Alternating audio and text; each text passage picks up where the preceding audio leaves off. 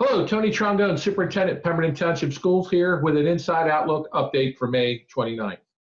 In today's episode, we'll talk about National School of Character, Democritus School, construction projects, and then graduation ceremonies. First up is our National Schools of Character Awards. So we're proud to announce that Pemberton Township High School and Marcus Newcomb Middle School have been awarded National Schools of Character. That is 11 for 11 for us, meaning every school in Pemberton Township School District has been awarded a National School of Character.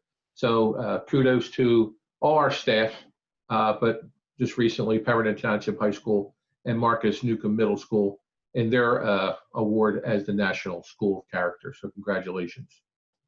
Next up, our new Democritus School. Again, it's opening in September 2020, and it's funded entirely with state tax dollars. Here's a markup what the school should look like. And I have some pictures for you, some updates. So about a year and a half ago, they began building it. And this is a progression over time of snapshots of its development. And this is the back of it. So we're real excited. We're ready for September 2020. We're getting everything ready for our teachers and our students for September 2020.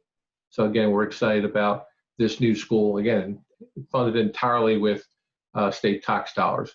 Although we've added some things personally we have to do, not personally, but particular from Pemberton that we had to do, but it's minute compared to the $63 million that the state spent on the school.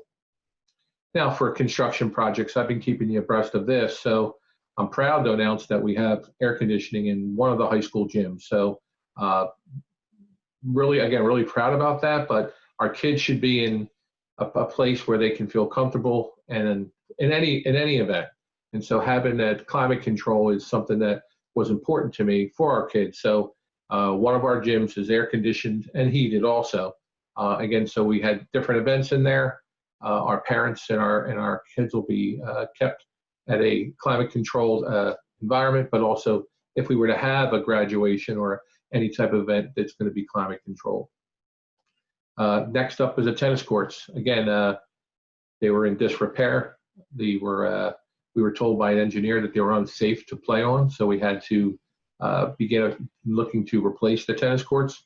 And you can see a picture here. They ripped it all down, and this is where we're at right now. They paved it. We're putting the fence up, and again, it'll be ready for the fall season for our girls tennis, and it's going to look really nice. And again, kids first.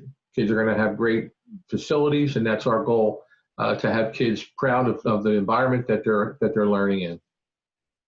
Then Byzanski Emmons parking lot. I gave you an update on that. So this is where it's at now. It's completely paved.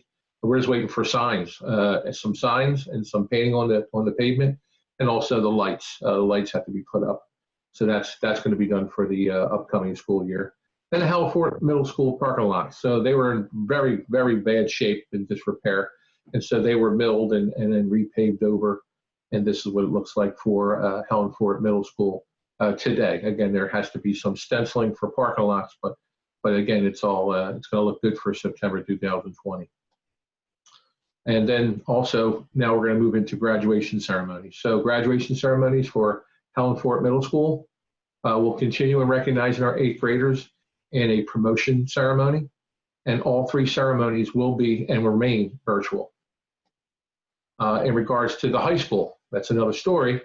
And so I'll begin with that we created, well, not me, it's the principal, Mr. Joseph, Ms. Gianetti, and all the staff worked diligently to provide our kids with a memorable recognition of their graduation for 2020.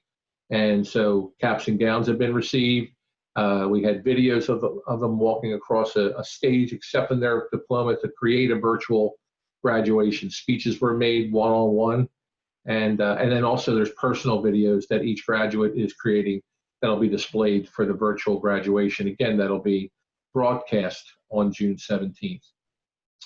Then we also had lawn signs placed on each graduate a couple weeks back. And that was, again, a memorable event. A lot to be said about our staff and the support of our kids, having 7 buses drive around Pemberton and give them a round of applause for their efforts and their accomplishment in graduating this year in 2020. But changing over to in-person ceremony, I've been getting emails about this request. So I talked to the board, and the board it said, Mr. Trunka, we want to have an in-person ceremony. So we're moving forward with that. Again, we're moving forward with an in-person ceremony. But what does that look like? So we are awaiting guidance from the governor's office, and then we got some guidance. And his guidance says groups no larger than 25 people. And then we got guidance from the Department of Ed, and they said unlimited people as long as you're practicing social distancing. And there are the Attorney General's office is involved now, the prosecutor's office is involved. So it's getting real messy as far as what we're allowed to do.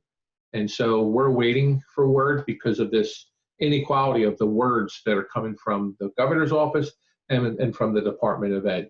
And so that being said, we'll continue to move forward with our virtual graduation on June 17th. That we'll definitely going to do that. And then we'll contact you when we have more information about holding our in-person graduation when we get more words. It looks like it's going to be the first week in July, and we'll have it on McDowell football field. But again, what it looks like, how many people will be able to host on that field at one time is yet to be determined. And so I wanted to make sure I got the word out to you that we're listening to you, and we want to honor the request to have an in-person graduation. But again, until we get further, more clear information about how we're to conduct that graduation, I can't give you any more information other than the fact that we'll plan to have it. It'll be in July, and we'll give you a date and a time. But as far as the logistics of people, how many people we can host at one time, that remains to be seen up until Friday, May 29th. It's unclear. So I apologize for that, but it's out of our control. But as soon as we get word, we'll get right back to you. Okay? Again, thank you, and have a good weekend.